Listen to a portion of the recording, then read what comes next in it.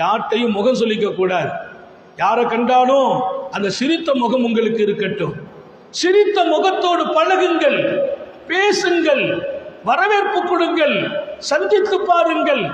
அவங்க யாருன்னு உங்களுக்கு தெரியாது, அவங்க யாருன்றே தெரியாது, புதுசா சந்திக்கிறீங்க. ஆனாலும் சிரித்து வரவேற்று பாருங்கள். அவர்கள் காலத்தில் மகிழ்ச்சி தருணமாக நீங்கள் வரவேற்ற தருணமே இருக்கும். உங்களுக்கு அறிமுகமே இல்லாதவர்களையும் நீங்கள் சிரித்து வரவேற்று விடுங்கள் என்கிறார்கள்.